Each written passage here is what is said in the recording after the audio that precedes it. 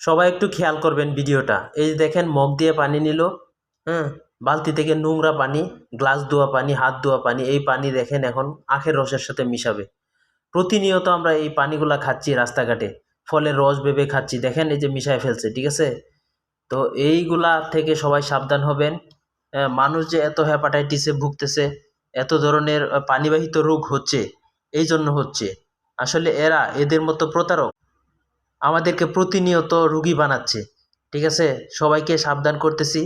সবাই অবশ্যই ভিডিওটা শেয়ার করে দিবেন আপনার পরিবারের সতর্কতার স্বার্থে, আপনার পরিবারের মানুষের সুস্থতার স্বার্থে। এই দেখেন আরেক মগ নিচ্ছে সে, ঠিক আছে? আবার কিন্তু এখানে ঢালবে। তো আখের রস অবশ্যই এটার ভিতরে আছে, বাট সে যে নোংরা পানিটা মিশাইলো, সে যে গ্লাস ধোয়া পানি, হাত ধোয়া পানি, সবচেয়ে ভয়ঙ্কর যে পানিটা মিশাইলো, সে কিন্তু নিজে খায় না। এগুলা কিন্তু